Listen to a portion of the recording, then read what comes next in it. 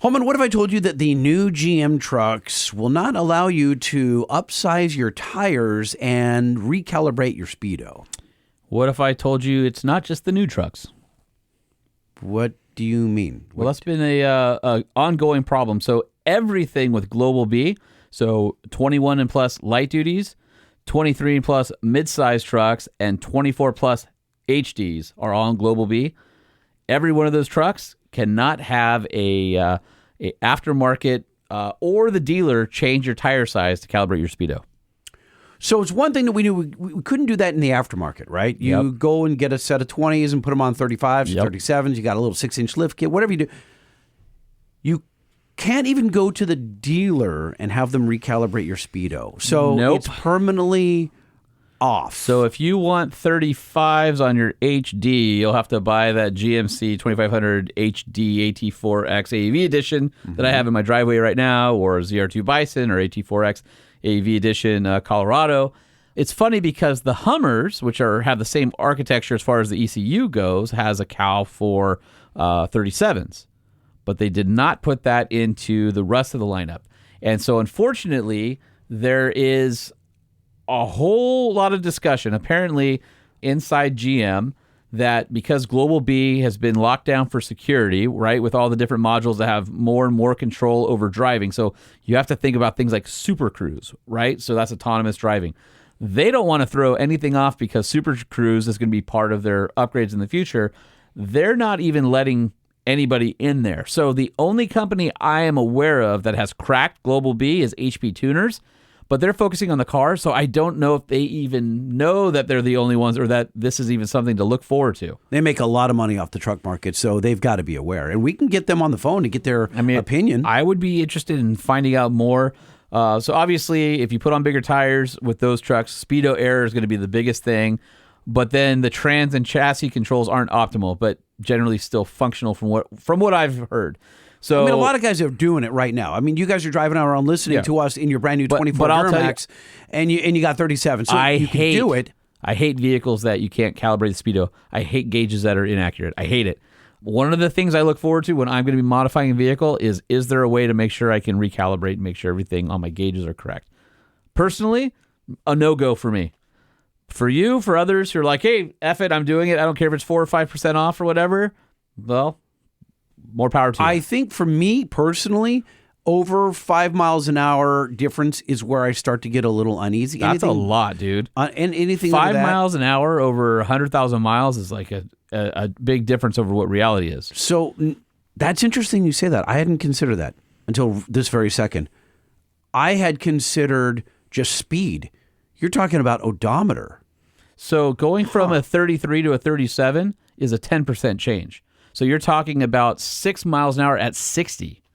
But wait a minute. If you're driving at 80, that's 8 miles an hour difference. Well, hold on a second, though. But it's going to read slower, which means that if I go to bigger wheels and tires, then it's fewer miles on my odometer. Everybody says that. But it also means that you're not doing maintenance on time.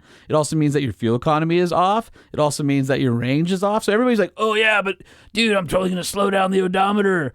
By the way, any of you who are buying one of those Chevy or GMC trucks that has 35s or 37s not from the factory, don't trust the mileage on it because it's wrong. So if you're in the market for a couple-year-old truck and you're like, oh, this one looks good. Oh, the miles are so low. A dude like Lightning didn't care, and it's all wrong. So there were modules that you could get from like Hypertech and some others that would fool the body control module and you could recalibrate. But sort of. There used to be the old potentiometer. So it's gone in like the technology has marched on. There used to be a gear that you put in your transfer case, your transmission. Then it was a potentiometer that basically intercepted the speedo signal, and you had a knob, like Superlift had one, where you could slow it down or speed it up, the wavelength, right? And then it became the inline modules, and then OBD2 came, and there was, and then like on some of the Jeeps and things like, some of these manufacturers are super open. Even, do you remember Cadillac Escalades used to be able to do it in the screen on the center console? I didn't. For all the ballers who are putting big tires. Like, I don't understand why they won't do it, but again, I've heard it's emissions, and I've heard it's autonomous driving are the two big ones, and that GM didn't think there's enough of a need out there to do the calibration to certify a 35 or 37-inch tire on those vehicles, except for, obviously, the HDs and the midsize that come with 35s from the factory. It's freaking BS, though. It is BS, and I know SEMA's aware of it. I really hope somebody at GM is listening to this podcast and reaches out to us and says, hey, help push this. Let people know, because I think it sucks that you can't put a bigger tire on there and then have your gauges be right. I mean, is this, dare I say, the beginning of the end, where they're saying... Well, this goes back to ADAS and stuff like that, that's too. what I'm saying, because we talked about this several episodes ago when I told you that with my Taser, I can technically recalibrate for my 37s. But if I do, it messes with my ADAS and deactivates my proximity sensing, because it thinks that the angles on park sensing and things like that are wrong. Yet on my Wrangler with 37s, no issues whatsoever. Understood. All I'm getting at is... No, I'm saying... No, hold on. What I'm saying is it's still a Chrysler product. It's still a Stellantis product. On my Jeep, with steel bumpers and all that, all my parking sensors work. My forward collision warning works. My adaptive cruise works. It's all in there. On your Ram, for some reason, you do that and it freaks out. On Chevy, you can't even do that. And then going back to the ADAS, which is Advanced Driver Assistance Systems, which is all of the driver safety systems coming back. We've talked about how bumpers are going to be a big thing in the future, and how you're not going to be able to have a plate steel bumper and have like all that stuff work. And that's where I'm going with this. Right. Is that at what point in the next 5 years will you can't go get a BDS lift or a Carly lift or whatever it is? Like, well, that's what SEMA's working on right now. They're making sure that those things are allowed, and most manufacturers are, the truck market's too big for them to make it so you can't do any of that stuff. For now. I mean, look, GM's... I don't think it's a 2 or 3 year thing. I think it's a 10 or 15 year thing. GM's already saying you can't change the tire size. That's tire size, but there's still... That's if you lift it, then you got these little marbles under there. You got to put bigger tires under there. Well, you don't have to. You should. Well, that's why you would lift it. It's the only reason you would lift is put a bigger tire, which is the only way you can get more ground clearance. So yeah, you should. That's the whole sequence of events, right? But it's not like if you lift it, you have to put bigger tires on. It's going to look dumb, but I'm just talking about the logical, how it operates, the function versus the looks. And you could still lift it and have those little itty bitty tiny tires. Are you dealing with this right now? Do you have a 20 to 24 truck that you've put bigger wheels and tires on and you're frustrated? Truckshowpodcast@gmail.com. Would like to know your thoughts. All right. Well, before we get into the show, we got to thank our sponsors. So after that depressing news, let's give you some good news. And that's that Nissan has a bunch of different trucks available for you right now at their dealership lots. And you can head on over to your local Nissan dealership where you can check out the Frontier, the Titan, or the Titan XD. The Titans have the industry's best 5-year, 100,000-mile warranty. And the Frontier is one of our favorite midsize pickups on the market. If you want to see what options they have and what pricing and all that good stuff, head over to NissanUSA.com where you can build and price your Nissan truck today. And as we're talking about this, Holman, it reminds me that if you bought said new truck and you couldn't read the correct speed on your speedometer, all you need is a Banks iDash in your A-pillar. You put in your old tire size and your new tire size, and right there on the Banks iDash, it displays your corrected speed. What do you think of that? I think that's cool to have, so you know what speed you're going. So that guy in that police pursuit Charger EV behind the billboard doesn't get you, but I still don't like that you can't. You have an expensive truck and you can't get the right information on your gauges. That sucks. The iDash will display it if you care. Head over to bankspower.com and choose the iDash that's right for you, either the iDash Data Monster that records up to 100 parameters and 20 samples per second. It's the most powerful digital monitor you can buy and also serves as an engine evaluation tool if you're upgrading your parts. But if you're looking for the ultimate monitor for your truck, it is the Banks iDash. Head over to bankspower.com to find yours. Hey, Lightning, before you hit that intro, I've got some good news for the Truck Show podcast. Okay, drop it on me. We have a new sponsor. A new sponsor? Hold on a second. How do I not know about this? And because I've been working quietly behind the scenes, so if you want to know more about them, you need to point your browser over to Amsoil.com! It's the best news I've ever heard. It's the best news I've ever heard. We love our Amsoil. I've been working with them for over a decade, back at the magazines, Diesel Power Challenge, all that stuff. We've used, especially like their severe gear, in a lot of our magazine projects where we re-gear diffs or do diff services, their transmission, their oil. In fact, you run their oil in your TRX, right? 0W40 full synthetic signature series. Okay, so here's the thing about signature series is there's a very specific standard that has to be met to run in 392 6.4 Hemis and also in Hellcats. And they are one of very few that meet or exceed that standard. and you can use it on our engines. Yep, I take a case with me every time I go to the Ram dealer, and I say, "Put this in. Don't use whatever's in that Mopar bottle." in that giant vat. I'm serious. Every time they're like, Jay, when I roll up, Eder at the dealership, he's like, "Are you bringing Amsoil again?" I go, "Right Yep. here. Here's the case." Well, the other reason that this is such a great relationship with us in Amsoil and Banks, all one happy family, is because Banks is also an Amsoil distributor, and you guys include it as an option for first fill on Ram Air diff covers and things like that, right? Yeah, I mean, you can get 75 W90 or 75 140 severe gear lube, and it comes in those really handy pouches. The pouches are so much better. Freaking brilliant. Yeah, so if you go to bankspower.com and you buy your Ram Air diff cover, you can option up and get 4 or 5 quarts, depending on your application, whether it's GM, Ford, or Ram. That is super cool. Seriously, high five me. All right, high five. High five. Nice. So if you want to go to Amsoil.com, you can check out all the things they offer, whether it's an ATV, a UTV, a snowmobile, RC, outboard, a 4x4, a truck, a race car. Do they everything. have aerosols? They have gun oil? You know what they have that I really love is the NLG number 1 and number 2, 100% synthetic truck chassis and equipment grease. I use that in wheel bearings because it's really good, super sticky, and it keeps all the dust and dirt out from off-roading. And I know that somebody uses their assembly lube and stuff too, So right? Mike, our engine builder, uses our assembly lube. There's so much to say about Amsoil. I don't want to blow it all in one episode, right. but to our listeners, Amsoil is supporting the Truck Show podcast. We'd appreciate it if you would support them. Head over to Amsoil.com, and man, I'm excited to have them on board. The Truck Show. We're gonna show you what we know. We're gonna answer what the truck, 'cause truck rhymes with the Truck Show. We have the lifted, we have the lowered, and everything in between. We'll talk about trucks that run on diesel and the ones that run on gasoline. The Truck Show, the Truck Show, the Truck Show. Oh, oh. It's the Truck Show with your hosts, Lightning and Holman. Holman, I think it's time to call the hair. You should probably call the person underneath the hair. You're talking about this guy. I don't like when the body is up really, really high on a chassis. That kind of reminds me of, I don't know if you ever saw them. They were big in like the 80s. Guys were doing like cars on 4x4 chassis, and they just drop the car on top and weld the two. So you're saying the irony here is he likes his chassis low and his hair high. Point, what I do is I try to Exactly. Can only be one person. Ian Johnson! All right, let's give him a call. All right.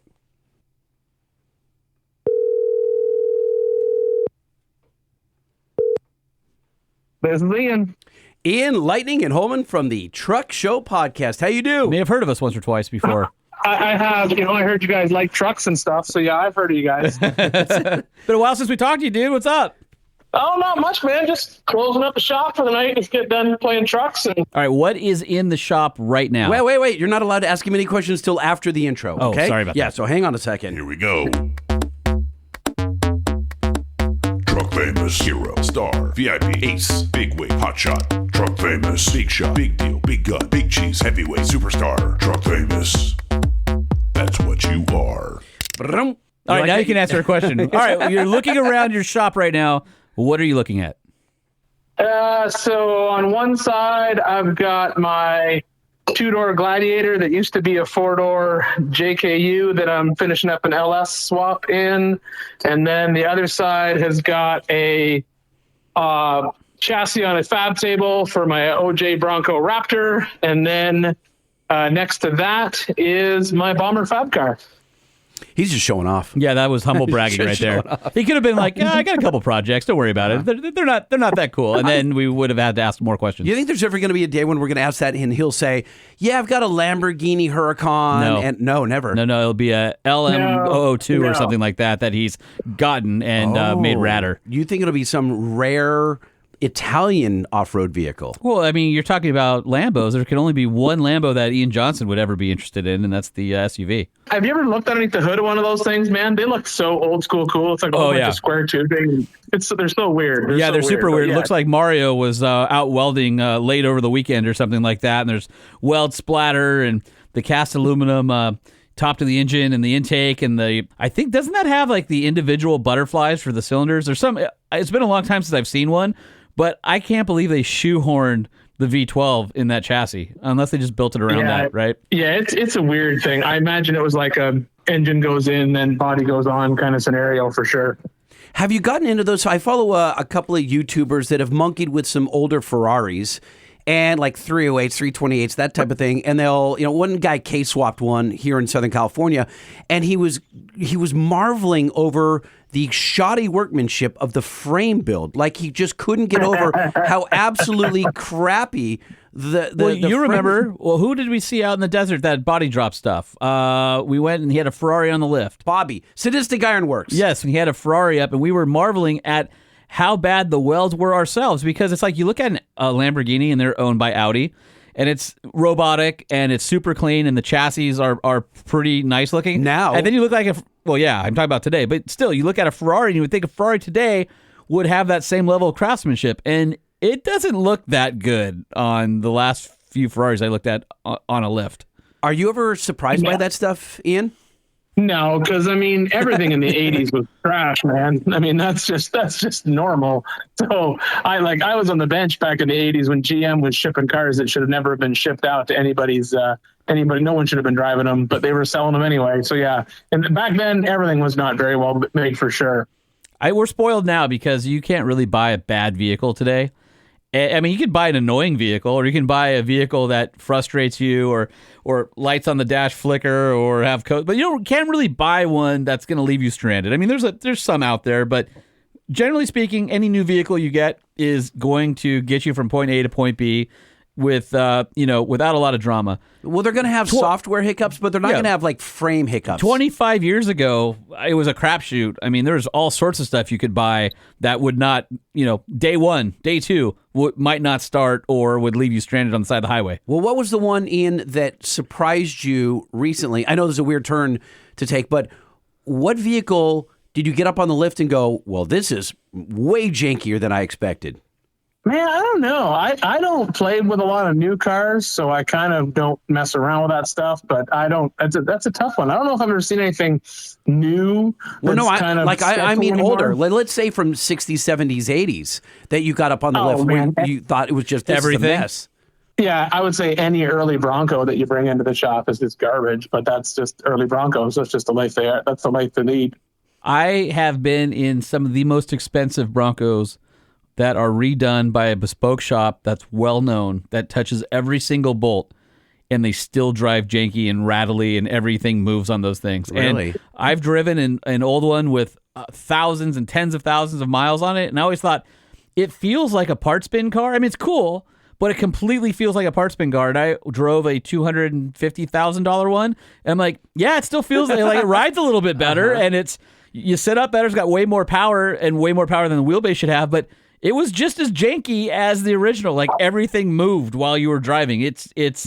They weren't like, I loved them as a kid. I'm like, oh yeah, they weren't that great. It's one of those vehicles that's I mean, CJs were the same. If you really want to see a pile of garbage, look at a Land Rover Defender. God, yeah. That's a whole bunch of bad decisions all made at once, Well, except they took the bad decisions on that one, and then they wired it together poorly on top of it. So it's just like, but they get so much money for them. They ask, and that just blows my mind. There's people who love those trucks so much, and they just know they're not good, and they just accept it, and they just pay huge dollars for those trucks. But yeah, I would say the Defender is probably one of the worst ones that I've seen. Basically, as a factory truck that you pull in and look at, and it's just not a, like, even just the ergonomics of it. Brits will get mad for saying this, but even the ergonomics, like, you can't turn the headlights on without rolling down the window because there's no room for like a manly hand between the window and the headlight switch. Maybe some tiny little British hand can fit in there, but not a handful of liberty and freedom doesn't fit. Reminds me of the time I made fun of the head designer at Land Rover and was blackballed from ever being on one of their drives again. Well, did you say that a large American man with meat hooks for hands ain't gonna drive this truck? No, that's the one where I said that the new Defender had these gratuitous blind spots that were added over the rear windows, and that the little cavity that looked like a step cavity wasn't big enough for an actual shoe, and may have been designed by designers wearing pointy shoes, and that's where they got it. Yeah, I remember that right up. That was a little scathing. You should have asked them how they can honestly say it carries 7 people when the back seat, the back seat, the bottom of the seat is touching the back of the second row seat. So what the hell are you doing these days? I know for a while there, when I was still employed by the mothership known as Motor Trend, you were doing the 4-wheeler TV show. Then I kind of lost track of what you were doing once I got jettisoned. So I actually, we haven't talked in a while. It's probably been, I don't know, maybe a couple years. So bring us up to speed. Well, you just got early jettisoned, because now everyone's been jettisoned, right? I mean, I don't think there's 4 people left at Motor Trend at this point. But no, yeah, we've been doing 4-wheeler. We were doing 4-wheeler. I guess it's not 100% official, been announced yet, but 4-wheeler was canceled along with everything else that Motor Trend makes in the past month. So, but they immediately...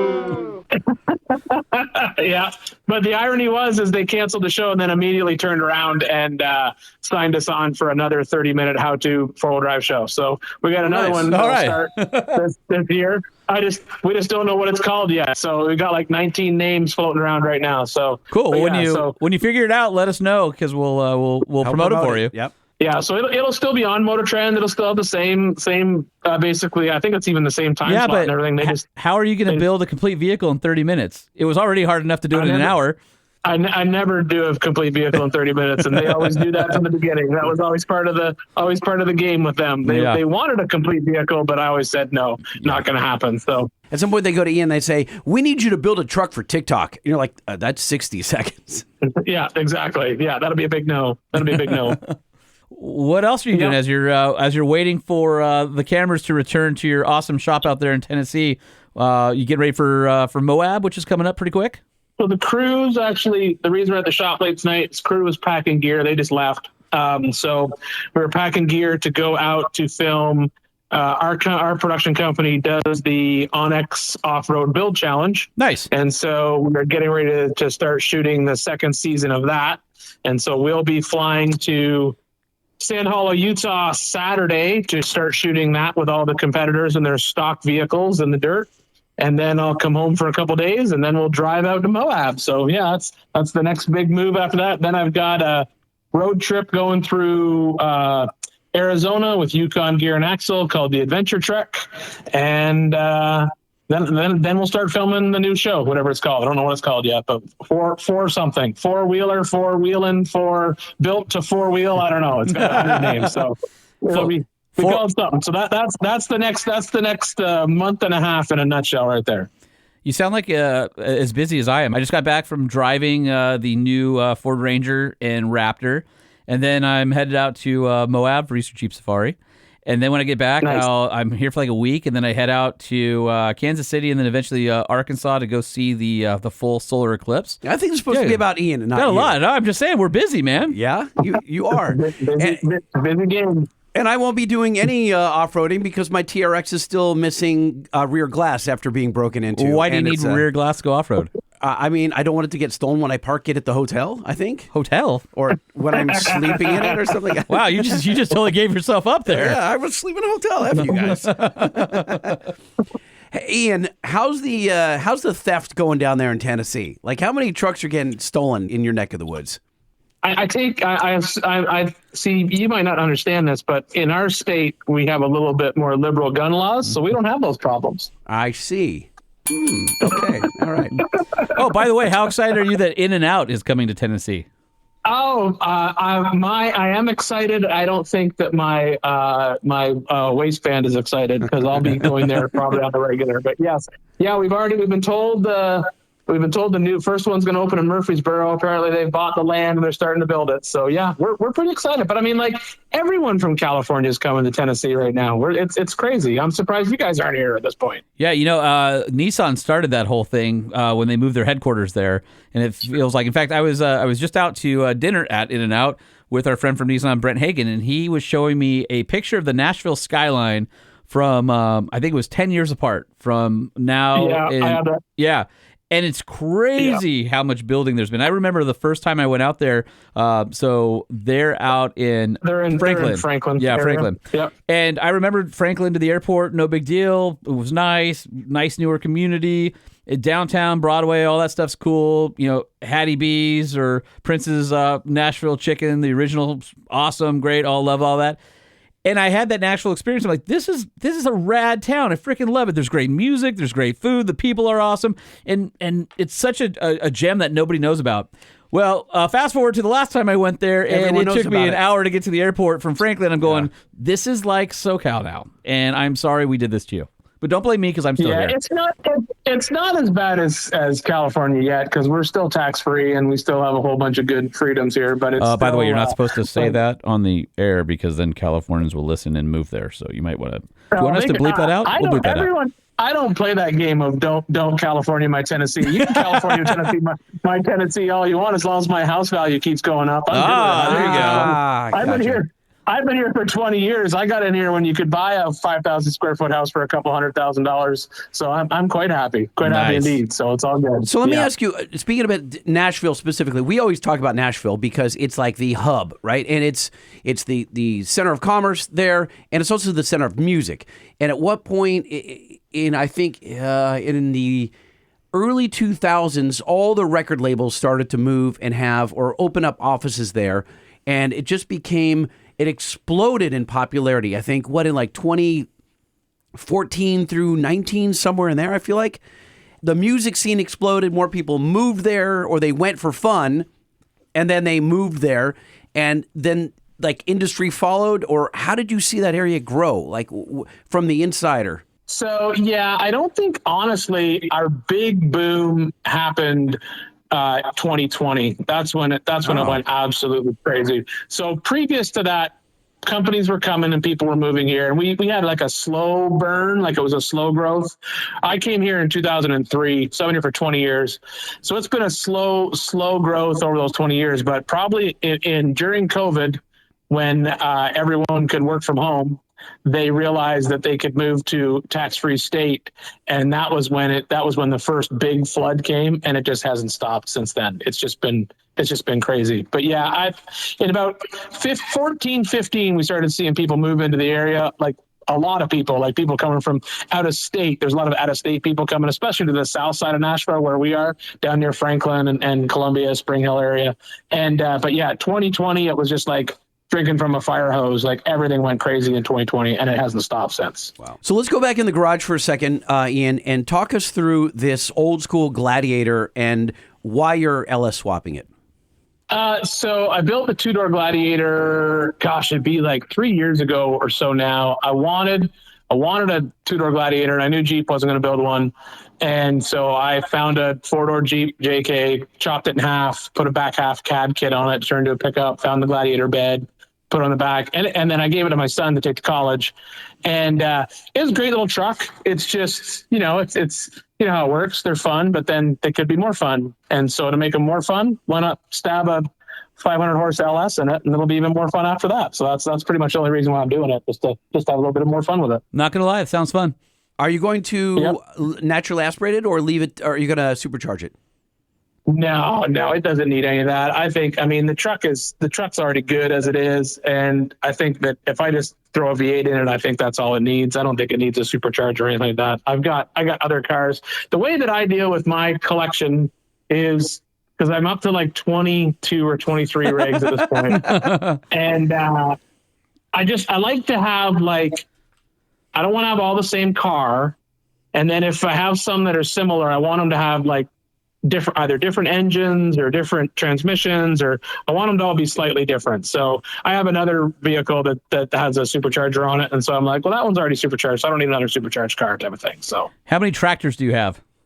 I'm not a tractor guy. I hate grass. I hate cutting grass. I don't do any tractor stuff. I don't do any of that kind of shenanigans. I treat any of my off-road rig like a tractor. I'll drive it around and use it to pull out stumps and do work around the yard. But no, I'm not a tractor guy. Growing up, my old man was like, we had like the best lawn in the neighborhood. Like it was like super pristine, and he like was super, super proud of it, to the point where like if me or my brother cut it wrong, we were like banned from cutting the grass, and we were like, oh, bummer. That's such a bummer, Dad. So like any type of yard work like that, I absolutely hate. I just despise it. So like my lawn here is like all weeds. I look at it as if it can't survive on its own, I don't need it. I don't care. It's not a ton of overgrowth and stuff, and like miniature trees sprouting up through the weeds. No, I got this. No, it still gets cut. I've got an old dude in my neighborhood who retired, and he comes down and he cuts my grass for less than it would probably cost me to put gas in a tractor to cut my grass. So he's an old retired guy and just loves cutting grass. So he comes down and cuts it, but he'll always say, if we put a little bit of this on it, we could get rid of that crabgrass over there and that weed over there. And I said, why? It's all green. I don't care. It looks like a lawn to me. That's all that matters. His dad's probably looking over at his lawn going, oh, man, I taught you better than that. We're going to find out that Ian's sitting on a couple acres, aren't we? The house is 2 acres and the shop sits on. So the house is 2 acres of land, and that's got, it's got the garage behind it, which used to be the shop. And now when we built the new studios, we bought 5 acres of commercial property. And so now we've got the shop, and awesome. That's about 15 minutes from the house. Is at the drive. I'm in a tiny little town of Mount Pleasant. It's got 2 stoplights between my house and my studios. And the town of Mount Pleasant has a custom guitar factory and a restaurant in it. And that's it. Is there and like a couple auto parts store and something like that. Is there a McDonald's? Is there a McDonald's? There's actually, yes, there's a McDonald's and probably $7 stores. Okay. $dollar store. I knew I it. know, but you know my rule for road tripping, right? What's that? Okay, I don't necessarily love McDonald's, but McDonald's are everywhere. And so I always tell people, McDonald's, don't trust a town without one. If it's not good enough for McDonald's to put one of their crappy food purveying stores there, then you shouldn't be there. I don't know, because they do it just on population. So you might have a cool little town that's fewer than 5,000 people, and they just go, the town won't support a McDonald's. Yeah, but if there's a road nearby, they're like, they'll come off the highway for it. I'm telling you. I can see that. What's your go-to McDonald's road trip meal? Well, number one. Big Mac. Here's the weird part, though. You and I love Der Wiener Schnitzel, but Der Wiener Schnitzel. It's just Wiener Schnitzel now. I know that's been Der for years. I know that. I'm saying it for Ian's sake. Okay. So Wiener Schnitzel, as we call it, they don't go into any high-end neighborhoods. It's all middle class and below. And so it's the opposite of what you're saying, kind of like with McDonald's. You're saying McDonald's has a minimum threshold. And Wiener Schnitzel has a reading maximum way threshold. into this. I'm saying if the town doesn't have a McDonald's in it, don't stop. It's probably so bad that even McDonald's doesn't trust their brand there. That's what I'm saying. I'm saying they're Wiener Schnitzel, where if you see a Wiener Schnitzel... Wiener Schnitzel's not nationwide, so you can't use it. No, you can't. No, you can't use Wiener Schnitzel as a barometer. It's very local to this part of this region. You can only use a national chain as a barometer for where to pull over at night. Okay, that's fine. I'll step back. Let's go back to your the garage for a second, and the other projects you're working on again. I got a full tube chassis. It's basically an OJ Bronco, so that mid-'80s Bronco. But I've got a full Fiberworks fiberglass kit for it to make it look like a Gen 3 Raptor. Nice. And so I'm doing a full tube, full front clip and everything. Twin I-beam. What's that? Full front clip and everything. So yeah, it's a one-piece fiberglass front end on it that makes it look like a Gen 3 Raptor. Yeah, it's like 7 inches wider than a Raptor, so it's awesome. Oh, that sounds rad. And then it's got a twin I-beam trailing arm in the back with a triangulated 4-link. It's got a 10-bolt in the back. We got to do the upper shocks. Got to lace in the floor next. Finish the swing set steering, and then it'll come off the fab table and get slung up underneath the body, and then we'll start working on wheelbase and the rest of the fiberglass and stuff. I was going to ask you, are you extending the wheelbase on it? Because a Bronco of that generation is only about 104.5 inches, so they're super short. I stretched it to 110. That's almost perfect. When you order the Fiberworks will do the glass. I think it's like almost 16 inches longer, but I opted to just have I've stretched a little bit in the front and then leave the back, pull the back out about an inch. So I think it landed around 110.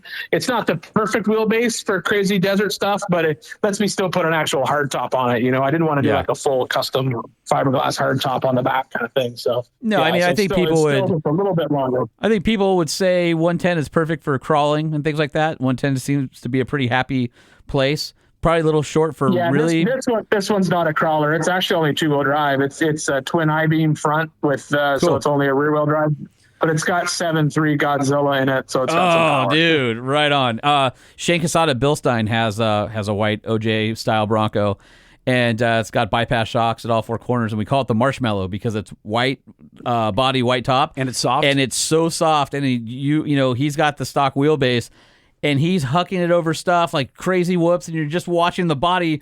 And you're just going, how do you drive that thing? And he's the master. He loves it soft and goopy, but it's the Marshmallow. How do you like the 7.3, Ian? I think it's a great motor. I mean, in all honesty, it's just a really big LS. Like when you start looking at it's a pushrod V8. So when you start playing around with it, a lot of the internals are real similar to an LS. It's just a big cubic inch LS1, really. So I wanted to ask you, as a master fabricator, speaking to some of our younger audience, if they wanted to follow in the Ian Johnson footsteps, they're never going to get the hair. But let's say they want, the chops. What would you say to aspiring fabricators? What do they need to know? Do they need to know SolidWorks, or can they get by these days without being with cardboard, super computer literate? Can they squares? Can they still do chipboard? And then do they need to intern somewhere? Do they just go out into the workforce? Can you lend some tips? So I guess it would probably depend on what resources you have. So yes, I think anyone who wants to get into any type of vehicle fabrication, whether it's in the off-road space or the hot rod space or anything, you have to be computer literate in either SolidWorks or Rhino 3D or some type. Used to be able to just get away with a 2D CAD, but you really want to be versed in some type of 3D CAD program. I think that's beneficial. And the reality is if you grew up in a computer generation, which any kid nowadays has, it's not that hard to learn. And there's a lot of online tutorials. So if you're looking to get into the industry and you just want to learn stuff, I would say, yeah, that's a no barrier to entry type of scenario. Cause you can sit there and you can draw stuff all day long. You don't have to make it. Then I would say, if you have the ability to either, if you have a garage or a friend's got a garage or your parents have a garage, it's just build something, man. That's 90% of it. I mean, I think that's a lot of people get hung up on I gotta get a job at a fab shop or this or that. But man, if you can just build something and start there, that's a good starting point. But if you don't have the ability to do that, yeah, go to your favorite fab shop and pick up a broom and start sweeping the floor and offer to, run and pick up parts or coffee or whatever you can or help out. And then maybe they'll, help get you on a grinder. That's going to be your first job if you're out of the gate. Someone's going to put you on a grinder because nobody wants to do it. But yeah, that's probably the entry. Those are different ways to get into the game. I met a guy this morning who stopped by our shop to pick up some parts for Kibitech, our friend Ryan Kibbe. Did you meet him on Grindr also? Yeah, I did not know. That's funny. I like the tie in there. No, I did not meet him on Grindr. He was standing outside under the flagpole, and I walked over and we had a quick conversation, and he was fresh out of Fab School, which is in San Bernardino, California. And a lot of guys come out of there, and they do focus on fabrication and CAD, SolidWorks specifically. So right out of school, got the kind of an entry-level position at Kibitech. He's like, I want to learn everything I can learn about off-road fabrication. And so to back up your point here, I just saw that in real life. Like the guy's like, I want to get into it. I'll do whatever I have to do. So yeah. How do you feel about 3D printing, both plastic and metal, and companies like Send, Cut, Send, where you don't necessarily have to be able to make it yourself. You can kind of create the part in 3D and send it to somebody else to be punched out via laser or bent or whatever. More modern technologies. Yeah, well, I think that's the kicker of it all. The super high-end car building guys. So if you were to go back 10 years and look at, or even further than that, go back 15 years and look at the super, super high-end sand car stuff and a lot of the super high-end desert stuff. And then if you fast forward to now it's into the Ultra 4 stuff, which is where some of the best technology is right now, is the beauty of where we're at right now is that technology is attainable to everybody. Like I said, if you're a kid and you're sitting at home and you draw up a bracket on SolidWorks, yeah, you can send it out to Send Cut Send. You used to have to like try to find a job shop with a plasma table and cut it for you, and they're going to charge you for a full sheet to do it, and then you got to deal with it. What are you going to do with a 4x8 sheet of 3/16 P&O plate? And I think services like that, like Send Cut Send, I think that's great for the hobby fabricator, because you can get really, really cool stuff, and that used to be unattainable even for like a small shop. Like you had to like really getting something laser cut was really, really hard. Now we've got, I mean, I have a plasma table. I have a 4x8 plasma table. I know 5 people who have 4x8 plasma tables. That's like a normal thing to have right now. I send some of my super, super high-end stuff out to get lasered at my friend's shop in Nashville. But I mean, yeah, the computer technology and the ability to get to that technology, that makes life so much easier for everybody. So, but you would say being well-rounded is probably more beneficial. So not just knowing not just knowing SolidWorks, it's you do need some hands-on. Yeah, I mean, and the reality is there's if you spend any time with an engineer, you'll meet guys who love drawing stuff in SolidWorks, and then if you meet someone who's an engineer who actually builds something, that's a completely different engineer, because they've actually tried to build what they actually drew on paper, and then they realize that, oh, that doesn't fit there, I'll have to redesign that. So when you get that mix of somebody who's got the smarts and the skills on the automation and or computer side, and then they can back it up with understanding the process, that's a double threat right there, because then not only can you take advantage of all the modern technology, but then you can also go ahead and you can actually cut it out, weld it, prep it, fit it, and use it type of thing. It's no different than like the difference between, if you look in the hot rod industry, you've got guys that are, they're basically, they're 3D printing almost dies that you can now 3D print a die to punch sheet metal in small sections. So instead of spending the time of like hammer forming out a rocker panel onto something that has a complex curve, and spending time with a shrinker and a stretcher and hammer and dolly and English wheel and planishing hammer and all those tools, you can just draw it or scan it, import it, print out the die to make it, and then just punch it out on the press, and away you go. And so it picks up a little bit of speed. But what happens if, maybe the printer doesn't work that day, or maybe the part doesn't fit perfectly? Then your hands-on skill comes into play to make that thing fit right. All right, I'm going to switch gears a little bit. I want to find out what you are using these days as a tow rig, because you were one of the guys that bought a Nissan Titan XT with the Cummins, and you loved that thing. And I was wondering, do you still have that truck? Are you using something else? What's your favorite truck out there for guys yanking around their projects these days? I mean, I still have mine. It's got 260,000 miles on it. Dang. I wouldn't tell anyone to buy one, because they're not because it's been a bad truck. It's been an amazing truck. Like I said, I've got 260,000 miles on it. I've had no issues. I've had the typical diesel issues. I had an EGR get clogged up, which is pretty normal. And then I had one other issue with those things have a bivane turbo. So it's not a true compound turbo. It's got like this weird actuator in the back, and that actuator messed up. And that's pretty common on those trucks. But I did both those repairs, and the truck's great.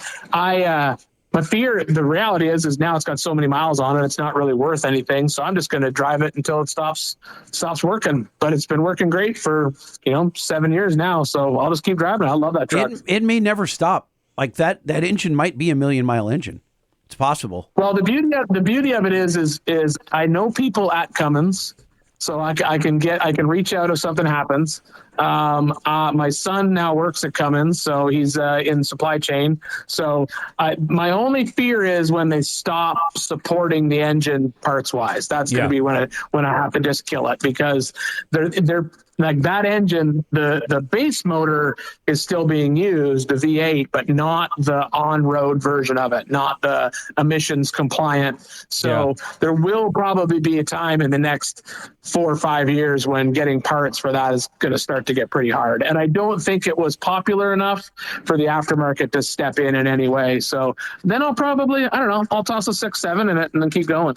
I mean, there you go. Yeah. Now, you mentioned just that your son is at Cummins in supply chain, going back, I guess, a month and a half or so now, with the Cummins gate, the shy of $2 billion fine levied from the EPA for having defeat devices on board. I don't know, what was it, close to 15 years of Cummins or whatever? All 6.7s. Every Ram. Yeah, all the 6.7s. What was the word? But no one ever really said what it was, and I don't know that the consent decree has come out yet, so we don't know the nuts and the bolts of what they were doing. We were theorizing that they weren't adding DEF at higher horsepower levels, commensurate to those higher horsepower levels, and so they were maybe polluting when you're pulling trailers, but not polluting at, when they're sitting These are on all the dyno. your surmising and opinions. I just said that. I'm just making sure. I said we were theorizing. I understand. I used the word theorize. I know. I get it. Okay. Allegedly, we don't know. We don't know. That's why I'm asking. Lightning, I know. I'm just making sure that it's clear that Lightning actually doesn't know for sure. Don't know for sure. I'm just making sure. Yeah. I'm saying it out loud. I don't know. Right. So I'm curious, Yeah, having a son that works there, what was the inside scoop? Well, he's not working in engineering on emissions. Yeah, you'll never. That's part of that whole like pay the fine, seal the contract. You'll never hear what it was. My gut tells me, and I think this is just I think they're all going to get hit with it. I think GM will be next. Ford will be after that. I think they're just going down the list. My gut would be a different tune when in 4-wheel drive. Okay, interesting. Because that was actually what most people don't know is every Duramax has an extra 100 horsepower from the factory in 4-wheel drive.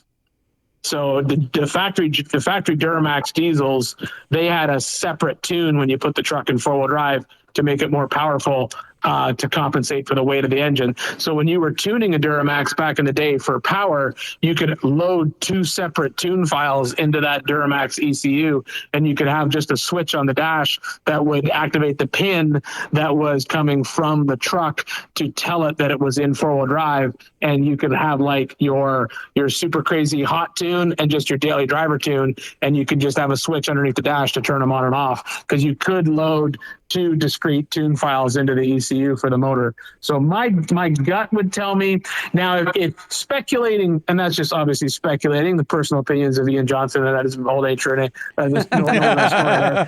This is where we insert the Truck Show Podcast disclaimer.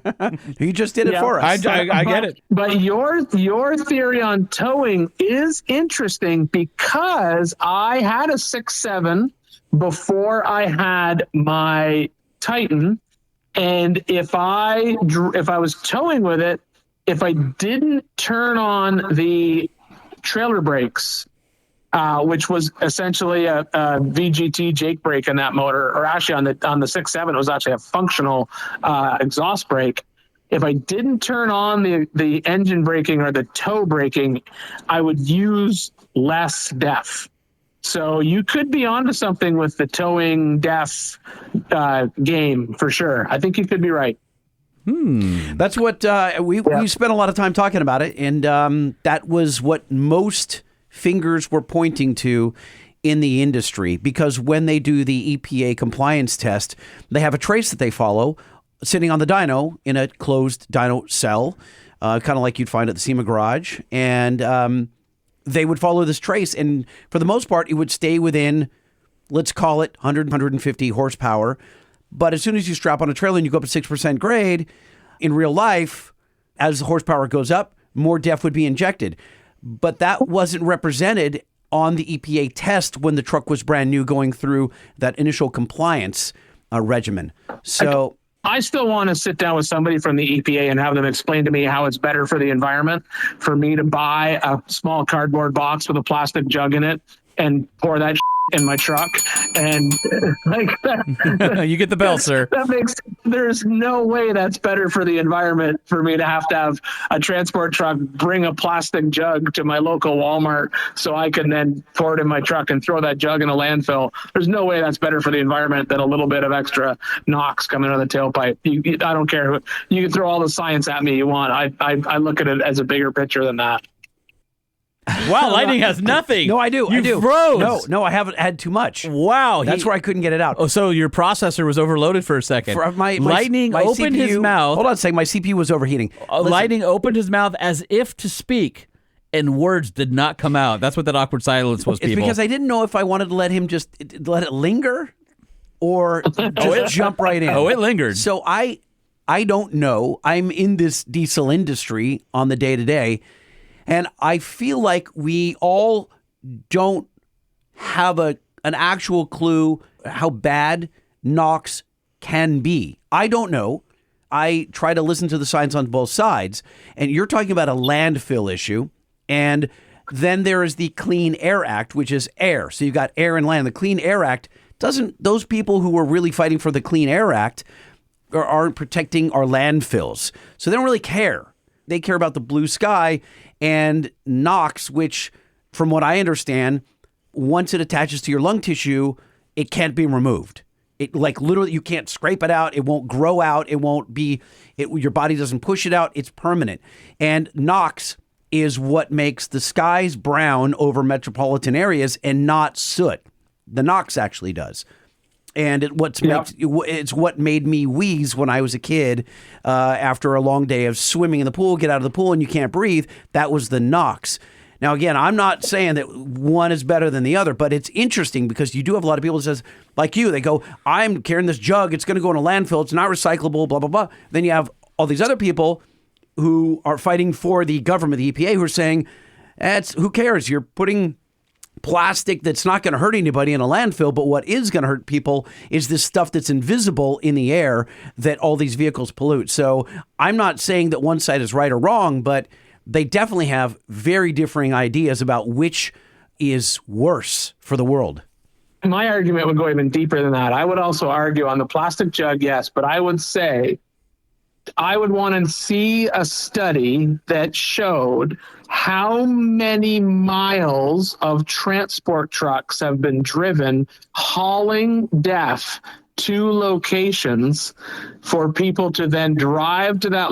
Like, I look at it as, even with DEF, there is still a small amount of NOx emissions coming out of the tailpipe. So if I'm still polluting a little bit with DEF, you're still putting another truck burning 6 miles per gallon full of plastic jugs delivering this. It can't be better. There's no math in the world that would make me say, yeah, I could see this as what. And then I'm getting worse mileage, so therefore I'm burning more fuel, which then causes them to produce more fuel. And then, like, I think in the big picture, I think at the end of the day, at one point in time, someone's going to look back at it and say, now we need to just not worry about this anymore. We have other things there's other ways to fix this problem than pouring a goo into my little DEF tank. Listen, nobody can ever say from this point on that Ian Johnson is not an environmentalist and doesn't love nature. That's what I'm getting out of this, Lightning. Well, I tell everybody all the time. I say, I didn't when my EGR plugged up in my Titan. Everyone told me delete it, and I was like, no, I'm not going to delete it. I would not call myself an environmentalist. If I was, I would not own vehicles. Certainly not 23 of them. But I am a good steward of the environment. I think that we do need to take care of our planet. But I think that sometimes we look at, like, it's like that old saying, you can't see the forest from the trees. I think we spend too much time looking at the trees instead of looking at the forest, because at the same time, you've got, like, islands in the ocean of plastic jugs. And I'll guarantee you some of those are DEF jugs. I know they are. So, yeah, there's other games to play out there for sure.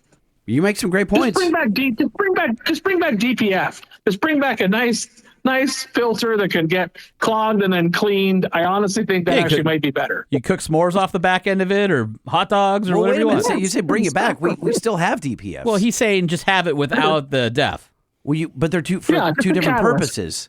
One collects the soot and one collects the NOx, or one stops the NOx. He gets that. They're different things. Yeah, but he doesn't like the one. Well, I also think that, like, I don't think necessarily that the EPA cares how the hell Toyota, Nissan, GM, Ford, Ram get rid of the NOx and get rid of the soot. They don't care. They're just like, we're going to stick a probe in the tailpipe, and you have to meet this level. We don't care how you do it. And DEF and DPFs are all that exist to do that unless you can burn everything in the cylinder and not cause NOx. So, by the way, you probably heard about the GM 8.3 liter the TFL truck was talking about from GM. Yep. Right? Too big. And we think it's going to be Way too smaller. big. But the common, again, theory, air quotes, the theory is that the only way that they can... Can you pause for a second? This is the point of the Truck Show podcast where lightning pontificates without having any real information. Please take all of it at face value. You and I both agreed that we think... You and I both think that they are increasing the displacement so they can lower the cylinder pressure. Do you pause one moment, please? Go ahead. This is the point in the Truck Show podcast where lightning continues to pontificate without knowing any real knowledge. All right, I'll Go ahead, stop. sir. No, go ahead. Whatever. No. Go ahead. You just pop my balloon. I don't care anymore. Have I taken the joy out of your day? Yep. I'm just going to sit back here and drink my McDonald's Dr. Pepper. Look how sad he is now. Ian, I wish you were in studio with us because you would see lightning completely dejected. yeah. And Completely deflated. I think at the end of the day, I think what it boils down to is who you're going to believe. Are you going to believe the government or are we going to believe big oil? And those are two just bad options at all ends of the spectrum. Well, I vote for believing the Truck Show podcast and whatever lightning tells you. There we go. All right, there we go. I'm not telling anybody to believe anything. So, Ian, what's next for you? And I guess we know that the next series of episodes are coming soon. Again, did you have a date for those, or do we not? They'll probably come out in the fall. That's normally when four-wheeler used to drop. So I imagine it'll come out August, September. That's probably it. We'll start filming it end of April, and then we usually push them out mid-August is when we expect it to come out. So we're still dealing with all the aftermath of the mass exodus at Motor Trend / Discovery. And so once we get that all figured out, then we'll know a little bit more for sure. I'm going to ask you a weird question here. Oh, boy. No, Do I need a disclaimer on this one also? No, this is a okay, good one. just checking. I think you'll like this one. You've been behind the camera for a long time, but I also think you're probably a fan of some either other television personalities or YouTubers. What YouTubers do you watch occasionally or on the regular? Man, that's a good one.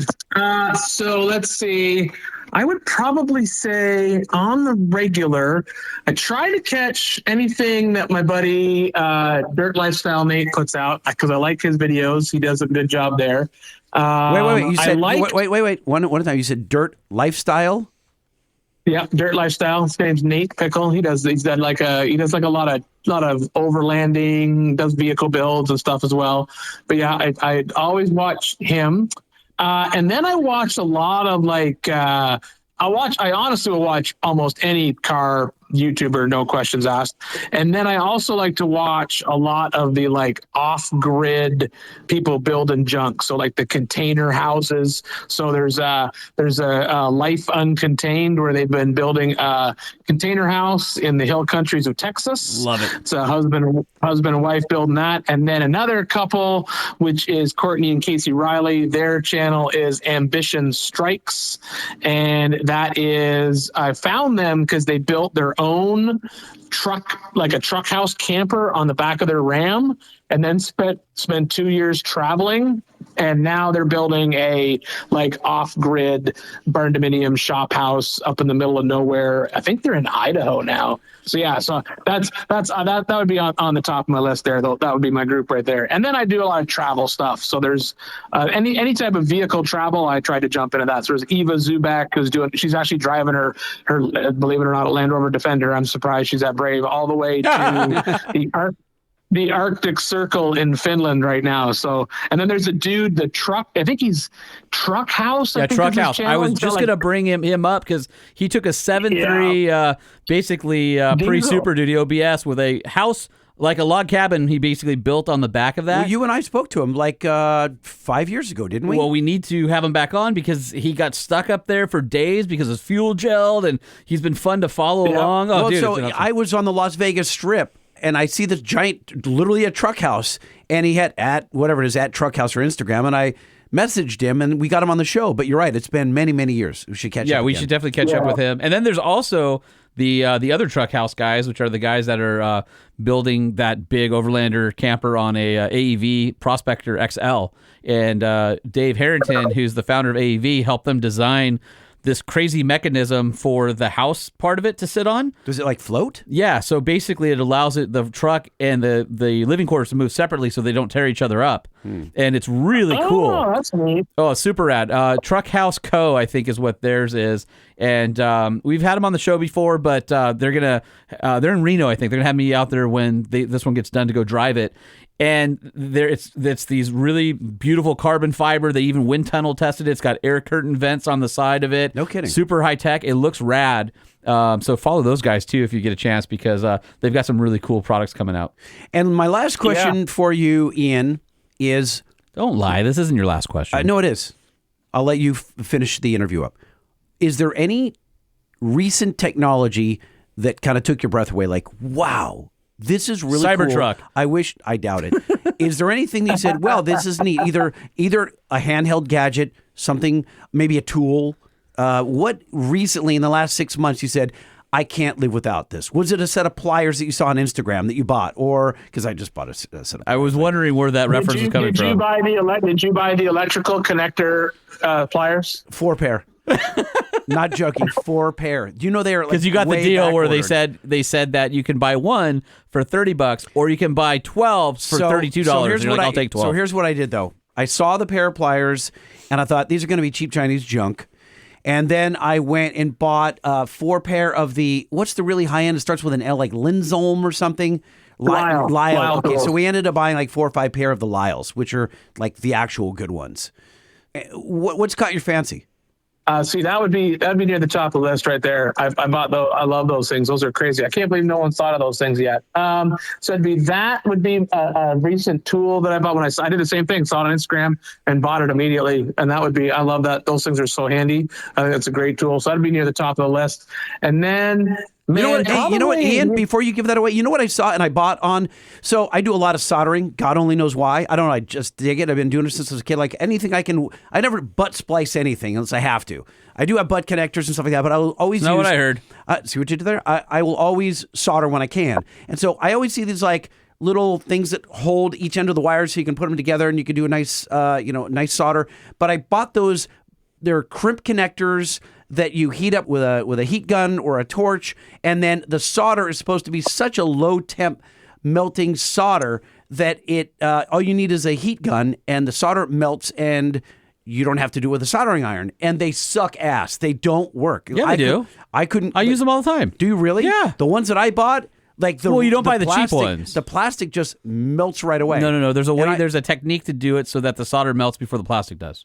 Man, I tried. And then also, I have the same. I have the actual solder stick ones. I think that's what you're talking about. And yes, you have to let it cool, because when I first couple times I did it, I like heated it up and it melted and I was like, oh, it's good. And then it's supposed to be tight. And I grabbed it to test it and it just pulled apart. And I was like, oh, it's garbage. And then next time I let it cool off and then it was perfect. But see, I used those on a project, and then somebody sent me a message and they said, don't use them under the hood because the heat from the engine will reactivate the solder and loosen it off. And I can't see how that could happen, but I could see how it could happen, if you know what I mean. Yeah. Okay. So getting back to another gadget you purchased. Everything else is going to be like because in my space, I own the production company. So probably aside from the tool pliers, I know what it is. I just bought the world's smallest CNC press. So it's from Langemeyer Systems. It is a full CNC press brake with backstop. It's like only 40 inches wide, 4 feet tall, but it's a 20-ton press with full CNC capabilities, and it's like $5,000. So yeah, I saw it at PRI. I've been jonesing for CNC press brake for a while, but they're all so big, and I didn't want to lose the floor space. And then I was walking through PRI this year, and I saw that thing. And I stopped and talked to the guys and I test drove it for a little bit. And I was like, yeah, I'll take my money. I'll take one. So yeah, I bought one of those, and it's got an onboard computer where you can like draw on the actual press brake and then bend it. Yeah, it's pretty trippy. I like it a lot. Wow. Okay. I thought for sure you were going to say like a bamboo 3D printer because those things are crushing it. I haven't jumped into the 3D printing yet. A buddy of mine is trying to go down that road and do some stuff, and I know I probably will eventually. I just don't know when I'm going to get there. And I've talked to a bunch of people who have them, and I think it's just one of those things where I'll probably just got to bite the bullet. For the longest time, I was like anti-tech stuff. Like I didn't get a CNC plasma table forever because I kept telling myself that like, oh, I don't build production stuff. I only build onesie twosies. I don't need something that can reproduce multiple parts. That's just silly. And once I got the plasma table, then I'm like all in. I use it. If this shop burned down tomorrow, I'd buy a plasma table before I bought a drill press. And it's a tool I got to have. And so now I know when I see new technology now in the back of my head, I got to think I got to adopt it sooner. So another thing that I want to get, and this is, I don't have it because it's $100,000, is the hot new thing will be a Cobot robotic welding arm. That'll be the next big thing we put in the shop for sure. That's just, picking up a robot weld your junk for you, that's just too much fun. Too much fun. Meanwhile, I just picked up a Holosun HS507C X2 red dot sight for my Staccato C2. And this is the primary arms version, which has the ACSS Vulcan reticle on it, and it's sick. So that's why you guys are buying things off of Instagram. That's what I did. Yeah. I bought you some stuff on Instagram. I'm not saying I don't buy things off Instagram. Like right now, I'm getting the.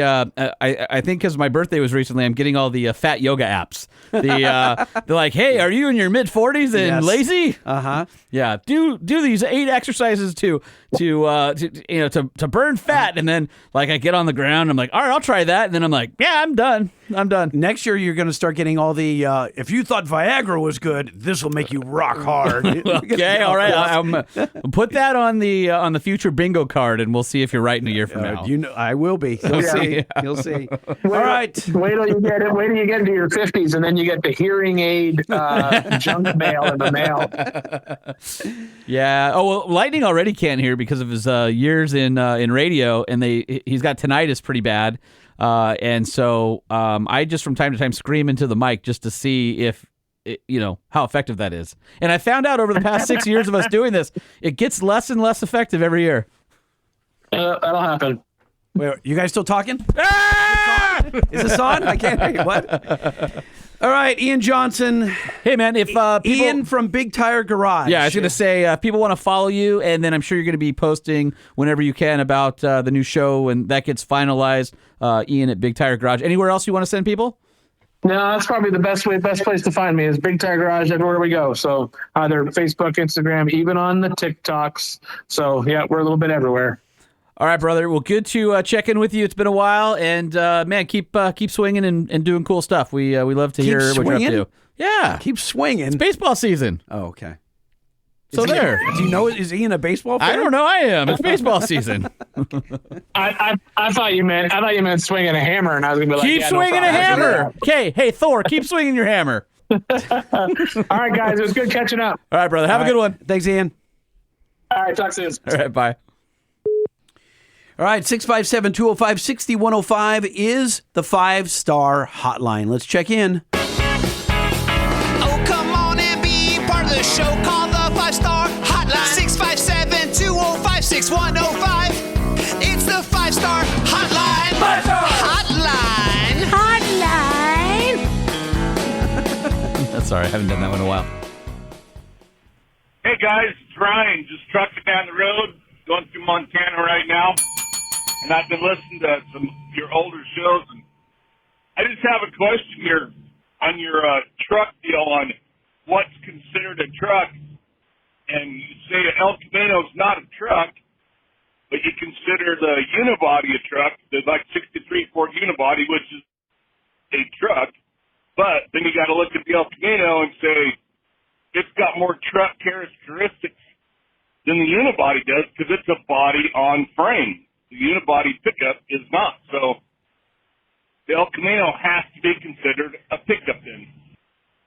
Busting your balls. There you go. The El Camino is a pickup. You guys kick butt, 5 stars all the time, and yeah, buddy, have a good one. 5 stars for you? 5-star review! 5 stars! Yeah, buddy.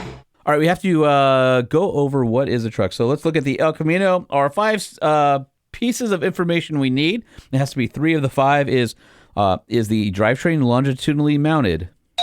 Okay. Is the bed separate from the cab? Is the bed open to the world? Yes. Is it body on frame? And is it 4-wheel drive? Or was 4-wheel drive available? So this would be a longitudinally mounted drivetrain, a bed open to the world, and body on frame. That would make the El Camino truck. No, really? We are saying it's a truck now? Well, I think we assumed it was unibody, but if he's accurate in saying the El Camino is body on frame, then it has to be a truck. Unless the early ones are body on frame, and those are trucks, and the later ones are unibody, those aren't trucks. We're sorry, the number you have dialed is not in service at this time. So that's our confusing way of figuring out what's a truck. I don't like this turn of events. To our listener going across Montana, Ryan, thanks for playing. Hey guys, it's Justin here. Thank you for playing the Holmanism, is what I think I just called it, at the end of episode 64. It was hilarious and a good little reminder of the funny and not quite as much suckage. You guys are great. 5 stars, keep up the good work, all that fun stuff. So when he's he talking about gets to episode 64. Right. When he has another 300 under his belt, he'll hear us playing his message. Wow. He asked for 5 stars. 5-star review! 5 stars! But there's not much we can do about lowering the suckage. No, I think he said our suckage was low, which is a lie, but we appreciate it. It's not getting any lower than it is. No, it was definitely not at an all-time peak, nor was it the worst in episode 64. You can hear it sucking. Still had energy back then, but we were stupider. Lightning and Holman, it's Rich up in Hollister. Just checking in with you guys. It's been a while.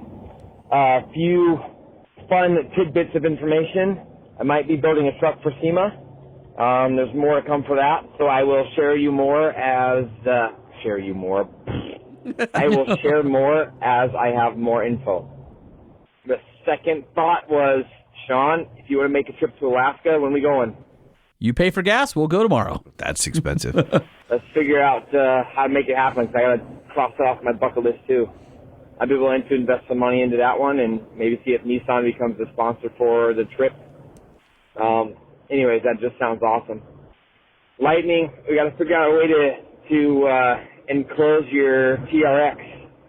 We don't have to see any more of this stuff about somebody attempting to murder your happiness by stealing your truck. All right. Peace out, guys. 5 stars as always. Love you both. Aw, thanks, Rich. Congratulations. You have earned 5 stars. Yeah, I would love to build a garage over my truck. Just not possible. That's not true. Lightning. I'm with Sean. Get a Remington. 5 stars. Hey, nothing like an 870 going to scare away the bandits. 5-star review! 5 stars! Remington. I hadn't considered that. Interesting. I was just thinking simple Glock. I know you're not a Glock fan, but A, I hate Glocks, and B, a Remington set up like the one in my house where it's like birdshot, buckshot, slug. You don't want the 3rd and 4th shot out of that gun. What's up, Lightning and Holman? Hey, just calling to ask a question. I was listening to some back episodes recently, and I believe it was the 2020 review, which I know I listened a million years ago. You guys were going over countries where you have the most downloads. And I know you guys only did 10 downloads or more, which is understandable. But I was curious. I was just my wife and I, rather, were just in Barbados. Is that a humble brag? We were just in Barbados? Just in Barbados, yeah. Mm-hmm, yeah. So he's wondering about our downloads in various countries. All right, I got that much. A little muffled on this call, but we'll keep going. All right. And when we were down there, I noticed there is a ton of lifted trucks, partially because it's all sugarcane plantations, and a lot of the workers on the farms drive pickup trucks so they can. So he said there are sugarcane plantations, and that is the reason they're driving so many lifted trucks. Okay. in and around. Nothing big. I saw one Ram 1500, mostly like Toyota Hiluxes, Volkswagen Amaroks. I don't know if you consider that a truck. Mitsubishi has a little pickup truck. But I was just curious if there are any listeners down in Barbados. I know when I was down there, I listened to a podcast or two that I had, so I'm just curious. So if you can answer that question, it'd be great. Hope you guys are well. 5 stars, and yeah, buddy. 5-star review! 5-star! Yeah, buddy! All right, there is one download in the last 90 days in Barbados. I just checked our our country downloads. I know we have talked about it before, but in case anybody was curious where the most downloads are, our most downloads per country, Lightning, would you care to make a guess? The most downloads? Yeah. It's in the U.S. And second? Canada. Okay. Third? Australia. Wow. All right. Fourth? Somewhere in the UK. England. Nope. Oh, okay. Believe it or not, India. India. And are they ripping off our show? And the next are one? they duplicating our show? No, because copying it's on our feed. I mean, they could be. There's two guys saying everything we say in Indian. No, taking credit for still just us. New Zealand next, and then the UK, followed by Spain, Denmark, Germany, and Sweden. Well, that's pretty cool. Kind of cool. We're international. Love hearing you guys from around the world. Yeah. I was looking at some of the like oddball places that we would be like, well, really?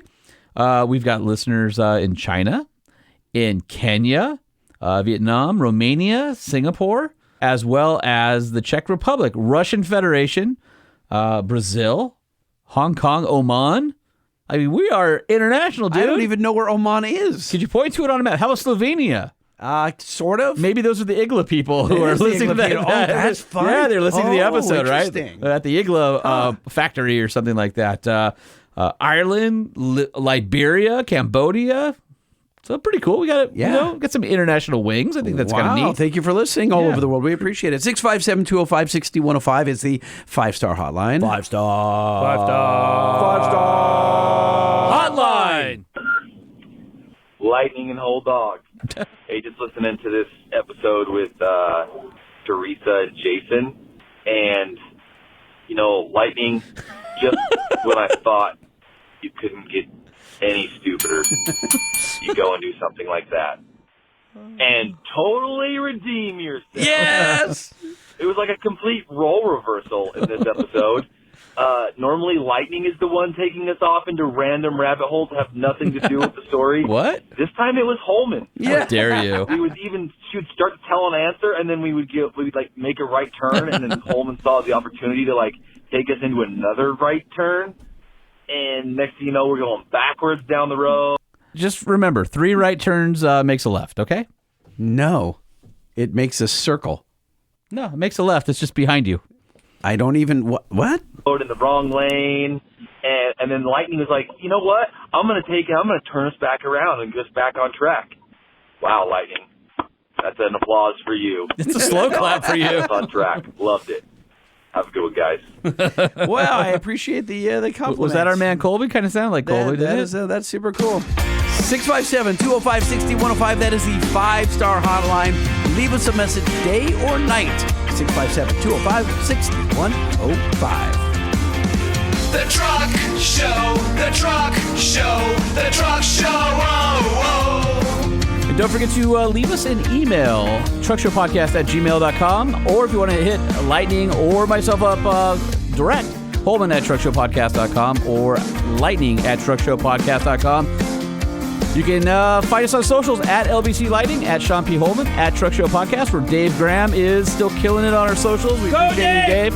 Thank you so much. And please don't forget to leave us a review either on the Apple Podcast app or on Spotify or apparently even on Facebook. So those reviews definitely help out the show. And head over to truckshowpodcast.com where you can go to our featured products tab to see who's been on the show and get discounts on cool product, or hit our events tab to see what shows are happening in your neck of the woods. And since this is April 1st, there's a whole bunch of stuff happening this month, Mr. Lightning. Tell me about it. We got the Prospectors 4x4 Crawl 2023 in Calico near Barstow, California. That's April 5th through 7th. Same weekend, we also have Florida Truck Meet with our boy Jordan over at Orlando Speed World. April 12th through 14th is the Havasu Meltdown 2024. That's the one I want to go at to. Windsor Beach State Park. And April 17th to the 20th, Bronco Super Celebration East in Townsend Visitor Center, Townsend, Tennessee. April 18th to the 21st, East Mojave Trek out at the MDHCA, the Mojave Desert Heritage and Cultural Association in Goffs, California. Also, there's a discount if you want OVR magazine through Goffs or through the podcast. Use that discount code at Truck Show Podcast for a free year access to our digital library. From April 19th through the 21st, Southeastern Mini Truck Nationals in Maggie Valley Fairgrounds. April 19th through the 28th, Jeep Beach in Daytona Beach, Florida. April 27th, there's the Event Off-Road at the Shop Off-Road in League City, Texas. And that has you covered for April. So if there's anything we forgot, send it to lightning@truckshowpodcast.com. We'll get it added to the calendar. And we still got some great events for May, June, July, August. You guys just keep them coming. There's a lot of stuff going on. A lot of great stuff on our website. A big thanks to Ian Johnson and that phenomenal hair for coming on the show. We always enjoy him as a guest. He's so here's the thing about Ian. He's well-spoken. He's charming. He's talented with his hands. What are you going to say? He's dreamy next? I almost you trying did. to go out on a date with him or something? I almost did. Listen, I stopped just shy of that. We'll have him back on the show when the new TV show kicks off. We can talk about that, and you can have him back. Okay. You can have him all to yourself if you want. I'll even leave the room. No, I'll share him with you. All right, Lightning, before we end the show, we got to thank Nissan for making this show possible. The Truck Show Podcast is presented by Nissan, purveyor of awesome truck. Whether you need a midsize or half-ton plus truck, you can head on down to your local Nissan dealership and pick yourself out a nice little Nissan Frontier or a big old Nissan Titan or Titan XD. The Titans have the industry's best warranty, 5-year, 100,000 miles. And I love that Fender audio system, the Utilitrack with metal cleats. What truck manufacturer has metal cleats for tie downs? Only one. Nobody. One. Nissan. One. Exactly. And the Fender audio system. Gotta love that. So get all these great features and more and build and price at nissanusa.com. And if you're upset that you can't see the correct speed on your speedometer, it's driving you bonkers because you put 35s or 37s in your brand new GM truck, get a Banks iDash because you can program your original tires and your new tires, and it will display the corrected speed so you know when you're breaking the law. Isn't that the main reason why you'd want to see your correct speed? I mean, I just like to have correct information being fed to me. And if you like correct information, all the information that your ECM broadcast will be displayed over the Banks iDash, and there are calculated parameters that are not available on any other gauge on the market. You want to see boost air density? You want to see manifold air density? How about how efficiently your supercharger or intercooler system is working? The Banks iDash will bring all that information to life. Head over to bankspower.com and grab one for your truck. And we want to once again welcome Amsoil to the Truck Show Podcast. Why synthetic oil? Well, Amsoil full synthetic lubricants deliver wear protection, engine cleanliness, and fuel efficiency conventional oil simply can't match. They help your vehicles run better and last longer, whether you need engine oil, grease, transmission fluid, gear lube. Remember, Amsoil shields your truck with 75% more engine protection against horsepower loss and wear than required by a leading industry standard, extending the life of vital components like pistons and cams. You can find out more about Amsoil synthetic lubricants and how it can save you money and time by lasting longer than conventional oils at amsoil.com. Welcome, Amsoil. Happy to have you part of the Truck Show Podcast family. The Truck Show Podcast is a production of Truck Famous LLC. This podcast was created by Sean Holman and Jay Tillis with production elements by DJ Omar Khan.